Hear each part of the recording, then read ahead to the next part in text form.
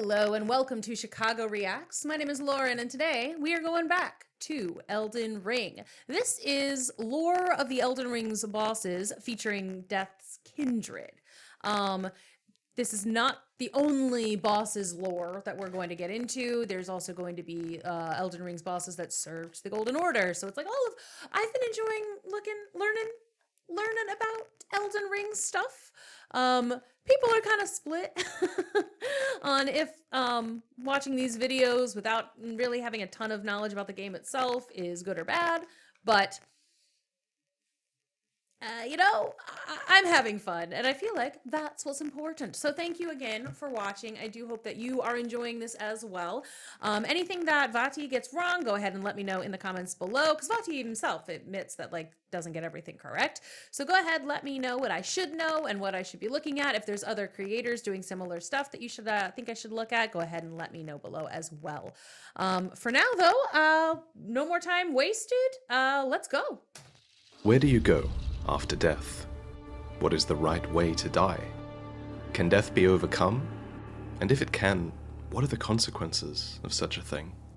These questions are at the very heart of Elden Ring's story, and in order to answer them, I want to go over a set of bosses that are defined by their relationship to death.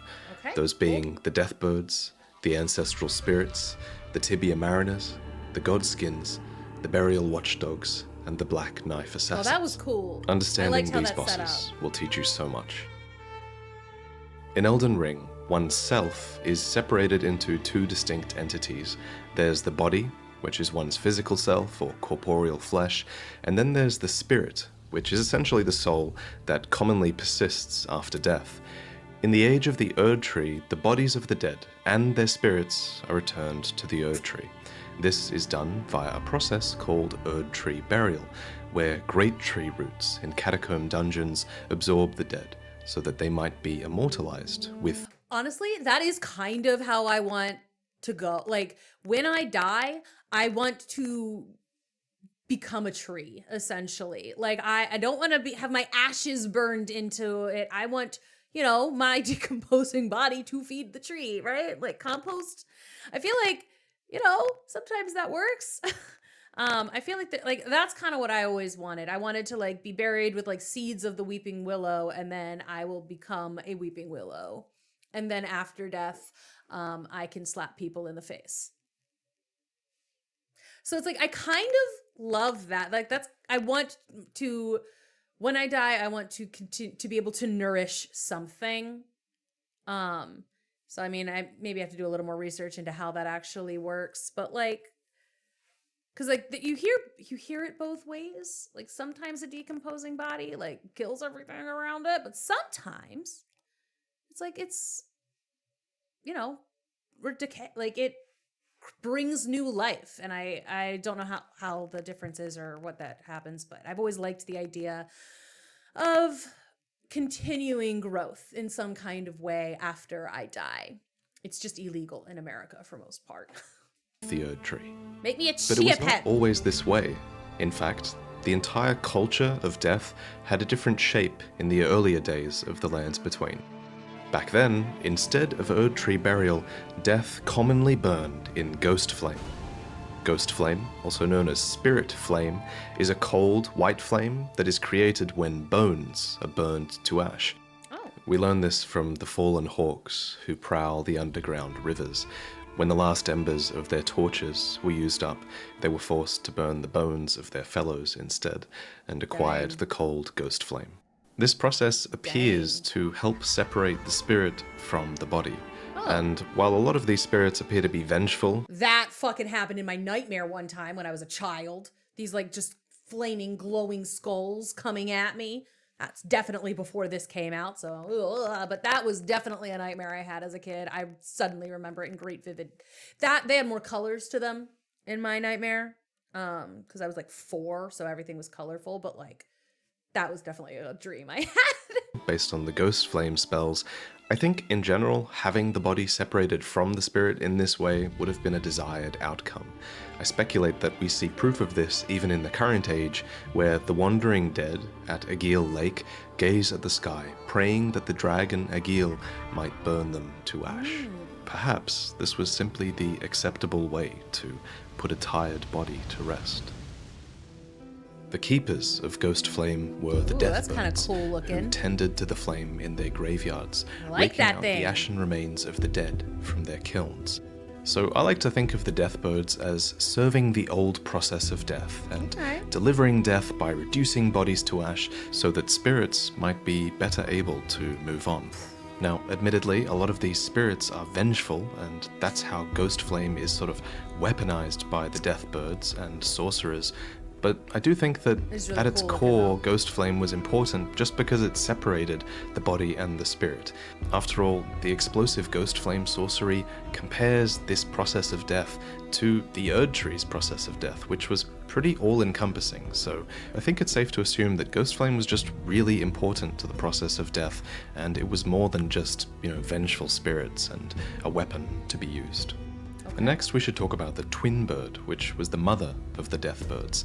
We don't find this creature in-game, but we can find its likeness painted vividly upon a kite shield that one of the death birds drops. The design might remind you of a phoenix, which is traditionally drawn with bright colors and a crest of feathers and a longish neck. Of course, It kind of also gives Janus, the two-faced Greek god. It's giving that a little bit, light and dark, the mirrors of them all. I love that. Phoenix is a creature that rises from the ash when it dies, which is obviously extremely fitting for this story.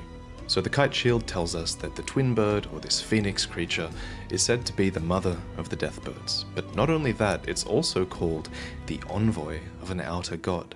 So we can kind of compare the twin bird to the two fingers, then, who are also envoys to an outer god. They are envoys to the greater will, and similarly, I assume the twin bird probably communes with some outer god of death. It's kind of cool that they're all in twos and stuff. Like if the outer gods are all, if there's a duality to all of that, there's the light and the dark, and again, not necessarily one evil, one good, but it's like sort of like chaos and order. Like there's a duality to everything.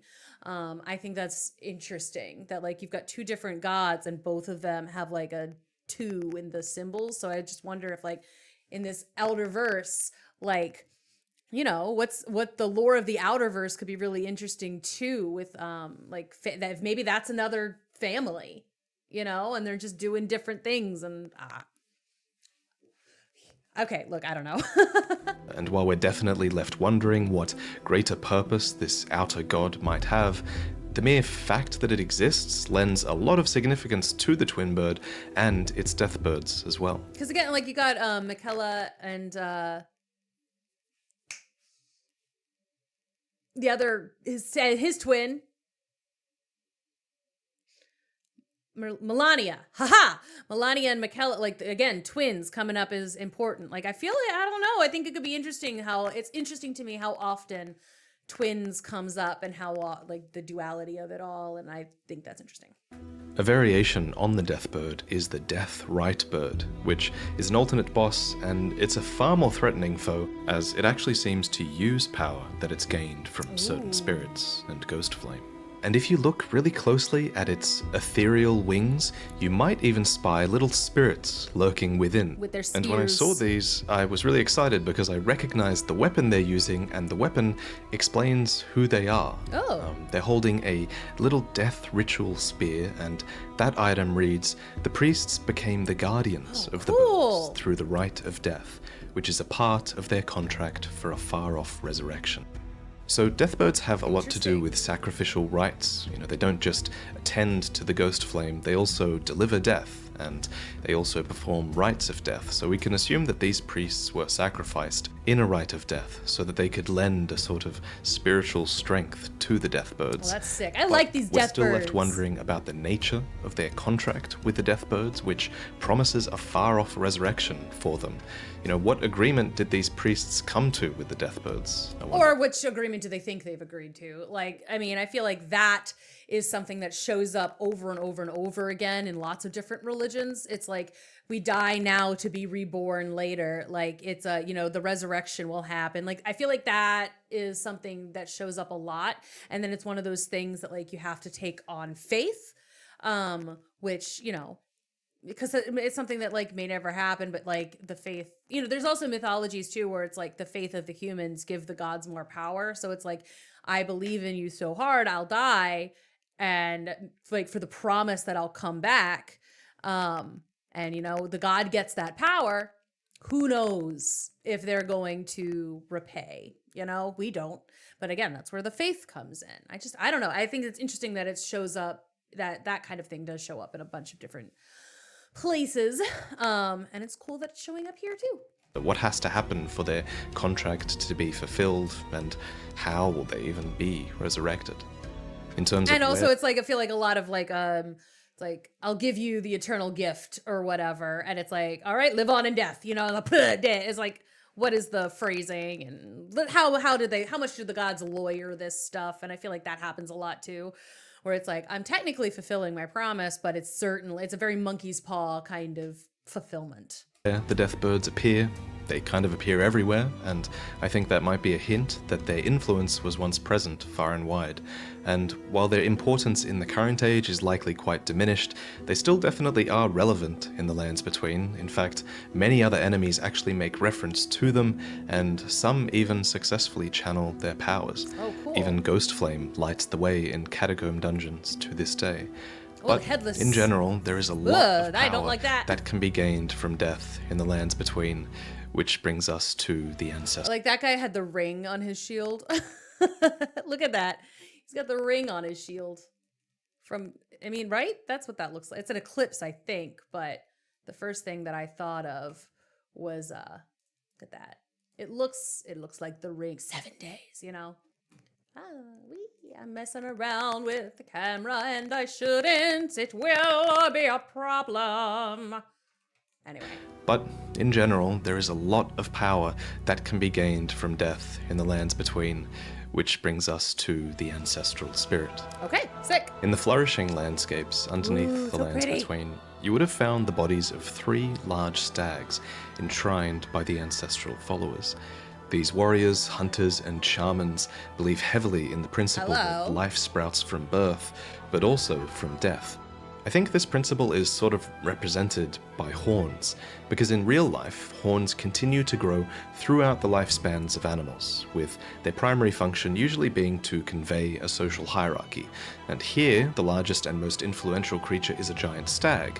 And in the world of Elden Ring, since life continues after death, it makes sense then that this creature's antlers continue to bud and grow even after its death.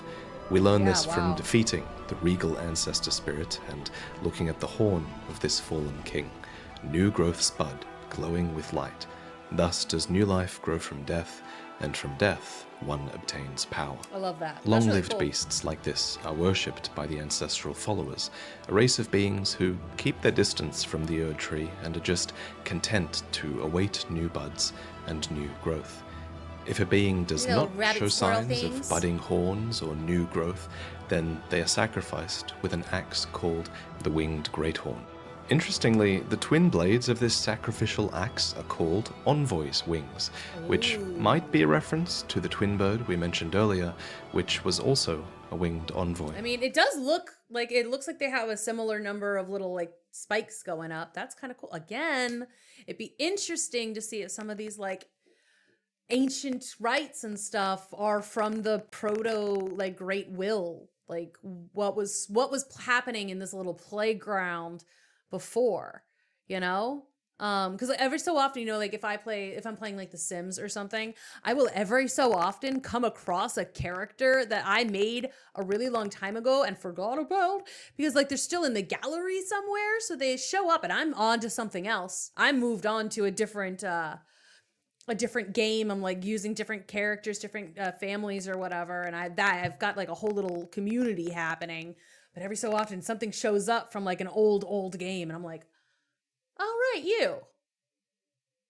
And then I can sometimes still like play around with them a little bit from the outside, from a different perspective, like interacting with an old character from years ago, but like with new characters and like a new storyline or whatever. And it's just like, and like I am the eldritch god in this case. It's like, oh right, I made that empty house. I had some like random move into a house that I built at one point. Like I built this house the character had there ended up moving into a different family's home and like becoming part of that household, and then some random moved into that house, and now suddenly it's like, oh, okay, we can keep going with this. Like, you're in the bones of something old that like I made a while ago and don't use anymore.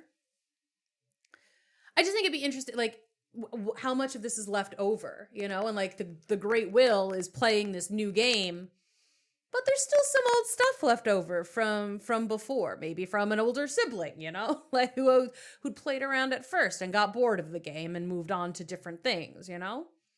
I'm just talking out, blah blah blah. I just think it would be interesting. I keep saying that. Take a drink every time I say I think it would be interesting. According to the Horn Charm talismans, the ancestral spirits specifically arise from long-lived beasts, and I think this touches on another commonly repeated theme in Elden Ring, which is that there are benefits to living life to its fullest potential. To quote some more Deathbird items, the most glorious end awaits those who cling tenaciously to life, and it is important to render up a death worth offering. Those who lived a heroic life were even able to go on and see a unique version of grace in the afterlife. We currently think that this grace is red, and that these are the same red rays of grace that you might have noticed when you first explored the Forbidden Lands. So this might be the most intriguing part of the video. Let me explain. Past the Forbidden Lands and deep within the consecrated snowfields is a tibia mariner, and this one drops Helphen's Steeple, a great sword that reveals just a mind-blowing amount of lore for one item. First, it reads, "Greatsword patterned after the black steeple of the Helphen, the lampwood which guides the dead of the spirit world." So the word steeple is commonly used to describe the tall spire found on churches, and indeed, the design of Helphen's steeple echoes that of the Morion blade from Dark Souls, which also referenced the spire of a church. It looks like not a swordfish. There's that like chainsaw fish or whatever that's got like a beak that looks like this. Church. It also looks like, you know, like the ring wraiths would like it. However, while I think Helphen is likely to be a sort of church, I don't think it's a building. Instead, cool. This item seems to be describing the shape of a black tree in the spirit world, a so-called lampwood or lamplight tree that serves as a guidepost for the heroic dead. The item goes on to say that lamplight is similar to grace in appearance, and it is said that it can only be seen by heroic spirits or those who met their death in battle. So the black tree of Helphen is almost like this dark mirror of the Erdtree, but in the spirit world. It's so interesting that it even gives off its own guidance of grace. Light and dark, two different things. There's a few reasons we deal. Speculate that this grace might be red. First, a red gem can be found at the very tip of Helphen's steeple, and a gem on the rolled medallion as well. Plus, there's a red glow visible from the sword's gem, and a red glow from the rolled medallion when you hold it up at the Grand Lift, where it takes you to the Forbidden Lands, where we speculate that you can briefly glimpse this lamplight, or red grace, filtering between the trees. So you might be asking, why can we see the grace when we're not dead? But technically tarnished are defined as the dead who yet live, so it might make some sense that we can see it. The next question is, where does the lamplight lead? And I think there's two options. One is that the lamplight might lead back to Helphen itself. That is the source of the light after all, and Helphen's steeple can be enwreathed in ghost flames, so maybe the dead are sort of put to rest here. Alternatively though, I guess it's also possible that the lamplight has plans for the heroic dead, just like grace has plans for the tarnished. It might lead them somewhere else as well. We just don't know. In my discussions with Quelaag... No, I'm not going to say it. I'm not going to say it. But in another DLC, perhaps, you find out. Helped with these theories, she pointed out the similarities that Helphen has with Valhalla of Nordic folklore. See, that's what I said, if you Vikings! Don't know, Valhalla is a place where brave spirits would be invited to dine with the gods. And it seems that Helphen is inspired by that same sort of folklore, since only heroic spirits can see the light. Not to mention, Hel, with one L, is actually the name of the world of the dead in Nordic folklore. And speaking of folklore, this finally brings us back to the Tibia Mariner, the boss that dropped Helphen's steeple in the first place. That beautiful The Tibia Mariners coat. themselves actually have no written lore to speak of, which is kind of a shame. But what they do have is an incredible visual design, and it kind of carries them from a lore perspective, because this visual design is steeped very heavily in appropriate folklore. So, in Greek mythology... Yeah, I was like thinking it looks like Karen from Greek mythology, but I was like, but the boat shape itself looked more Viking. There's lots of like myths where you have to cross a river in order to get to the land of the dead, but stretch of water called the River Styx, which marks the boundary between Earth and the underworld. And to help souls of the deceased cross this river, you have to find the river boatman and pay him to safely take you across. Just so, I kind of imagine the dead in Elden Ring are being drawn to the Tibia Mariner in a similar fashion. You know, he has a purple lantern and a loud horn, and he might offer a similar sort of guidance to the underworld. There is one spell that references this boss briefly. It's Tibia's Summons, and it says, "For time immemorial, the dead have been those who are lost and require guidance." Okay, but that's what I love that. The horn calls them to, it's like, hey, I'm here, I can help you. Come to me. Piper that bitch. And leadership. Suffice to say, death was a very important facet of life in the lands between, even for the gods at one point. Which brings us to the godskins, an order of apostles that were born to deliver destined deaths to the gods long ago. I kind of like to think of them as a counterbalancing force to the influence of gods, wielding sharp tools for boring and slicing through flesh, and incanting spells that mocked the wrath of the gods. It seems these godskins actually succeeded in hunting many gods, if their name is to be believed. Their robes were made by sewing together patches of smooth skin, and the nobles' robes include subcutaneous fat, which makes them plump and soft. Known for their 7-faced aprons, these nobles are the most ancient apostles, and they're deeply inhuman. Their weapon is not a slicer, but a stitcher, and they wield it with a skill that is unmatched by any lowborn. I really hate those. These beings were elevated to a social class above the lowborn because they served a queen. It just gets worse the more you look at it. Ugh. Oh my god, I hate it. I'm like, I loved the bird things. I loved the ancestral spirit thing. I loved that like skeleton guy with the lace. The Tibia Mariner. I loved all of this. The worst thing I've ever seen. The Glowmide Queen. The black flames they wield are actually channeled from that queen's greatsword, and it was this queen who raised them from birth in the first place, cradling her newborn apostles in godskin cloth, so that they might grow to become the death of the gods. This Glowmide Queen was powerful, but what makes her character so important is that she was also an Empyrean, chosen by the Fingers. Now, remember, an Empyrean is a candidate chosen by the Two Fingers to become a god. So, despite being such a dark character, the Glowmide Queen was still a valid choice for godhood. And all of this, of course, was before the Rune of Death had been removed from the Elden Ring, and it was from this Rune of Death that the Black Flame originally got its power.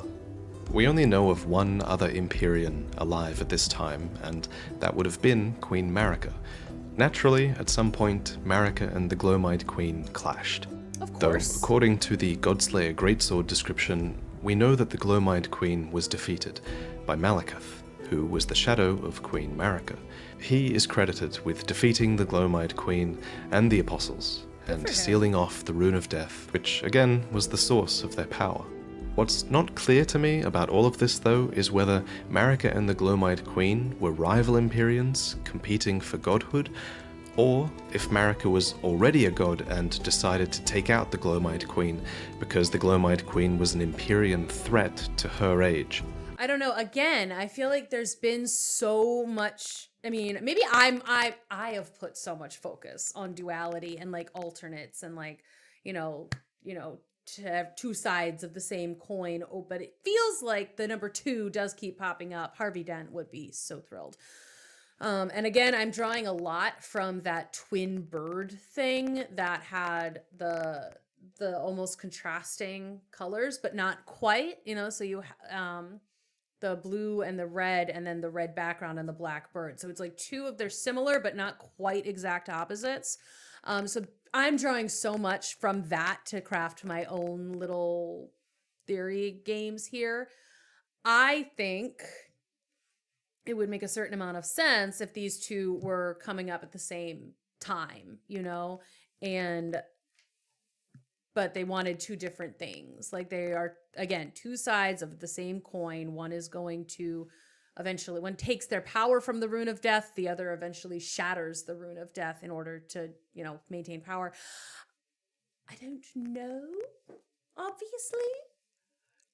But I feel like, at least from a narrative perspective, having that light and dark and like the soul and the body being like two very, very separate but also similar things, they can work together, kind of like it continues on.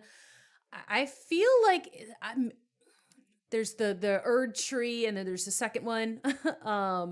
There's always two. I feel like two just keeps coming back, and I'm putting a lot of, everyone's gonna make fun of me. I'm just putting so much like thought into something that I know very little about, and I'm drawing it all from a very, very blink and you'll miss it source. But at any rate, it seems like Marika and the Glowmite Queen are opposites. You know, the Glowmite Queen ends ages, but Marika wished for an age eternal. So it makes sense that they'd clash, but there's still so much we don't know about them.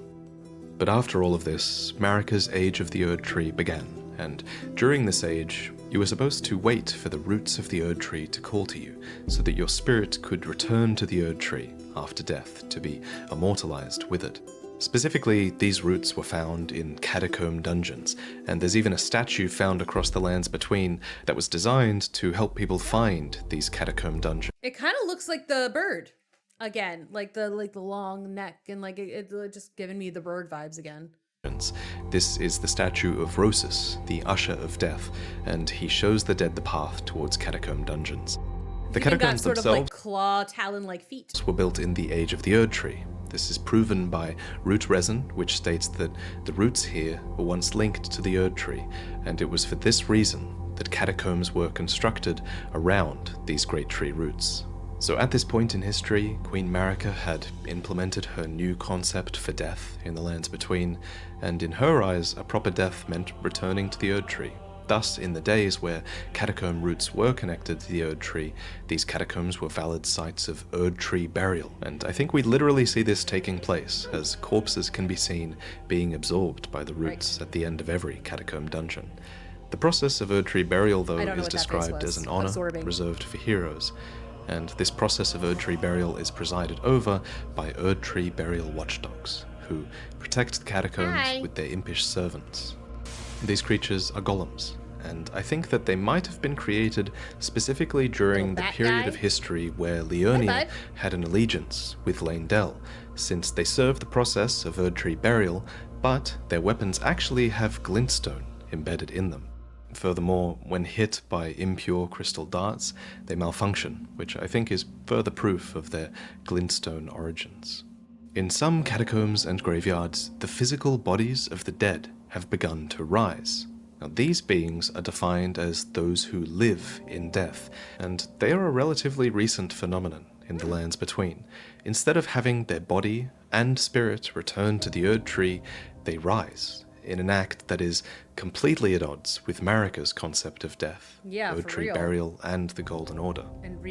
I'll go into more detail on this later when we talk about Godwin, but basically, this all began when Rani stole... I like that he tests his hat. Hello! A fragment of the Rune of Death from Malekith, and then she imparted its power onto the knives of the Black Knife Assassins. You can tell the Assassins have quite a lot of secrets in their lore. We do know a few things, though. We know that they're all women, they're all Newman, and they have links to Queen Marika and the Eternal City as well. We'll have to go into more detail on them later, though. But with their knives imbued with the Rune of Death, they carved a curse mark into two demigods, Rani and Godwin. The curse mark itself is an obtainable item, and it reads, "This curse mark was carved at the moment of death of the first demigod, and should have taken the shape of a circle. However, 2 demigods perished at the same time, breaking the curse mark into 2 half-wheels. Rani was the first of the demigods whose flesh perished, while the Prince of Death perished in soul alone. So interestingly, these assassins and the knives imbued with the Rune of Death had the power to cleave life from the physical body and from the spirit as well. Specifically, Rani was the one whose flesh perished. And again, her doubles, oh my god. I have drank my own Kool-Aid at this point. She became a disembodied spirit, free from her corporeal flesh, which is what she wanted, and she now occupies a doll.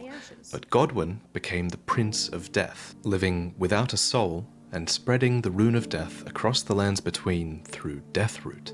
Now, according to item descriptions, Deathroot is the Rune of Death itself, and it acts as a source that gives rise to those who live in death.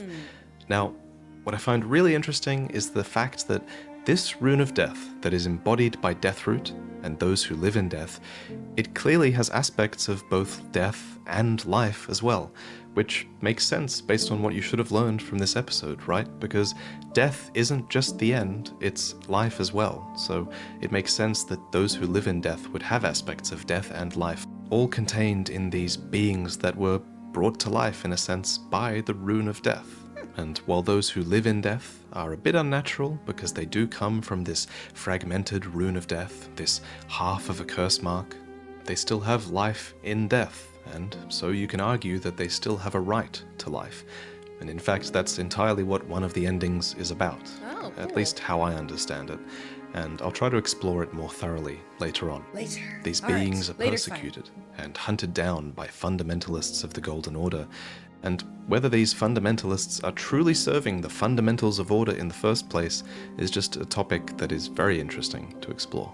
So, in conclusion, maybe it shouldn't be a sin to live in death. After all, to quote Fia, in death there is only peace, for in death there can be no sensation. Thank you for watching. Special thanks to Quelaag for looking over this script. She has an awesome channel that you really should go and check out, and it's been great to have someone to just discuss my ideas with. But I'd also like to thank Eve, the sponsor of this video, who'd like me to talk about Spectrum, which is their high-end gaming monitor.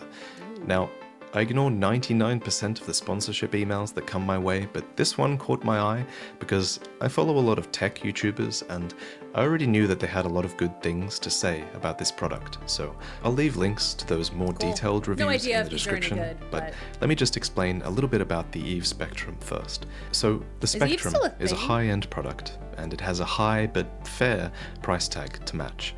It's a 27-inch panel with tiny bezels, and at 4K resolution, games like Elden Ring look absolutely gorgeous. I've also been blown away by the color accuracy and clarity of this monitor while editing.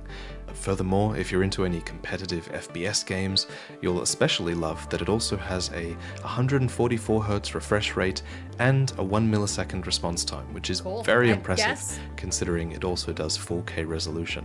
The thing I like most though is that even with all of these gamer specs, it presents as a clean, professional monitor without any RGB or overt branding. If you're in the market for a high-end monitor, then you can click the links in the description to pick one up yourself. But thank you for watching, and I'll see you next time. Okay, great. I did find that fascinating. And again, maybe that's partly because I decided to just jump in and start adding lore. And, I'm going to guess a theory about the other elder gods and blah, blah, blah. Because of course I did. I don't even know. My brain went haywire in this episode. So next time it'll be the lore of the bosses that served the Golden Order. Yes, the Sword of the Golden Orders next time. Again, I've been enjoying these. Let me know how stupid my theories are. Again, keep in mind, I know very little about this at all. Like I've watched a couple of videos. It was not 7, I think. I don't know. I've watched a couple of Elden Ring videos, and that's about as far as I've gotten. So, feel free to still tell me that my ideas are shit. I won't be too upset or hurt. Thanks again for watching. I hope you enjoyed, and I'll see you all in the next one. Bye-bye.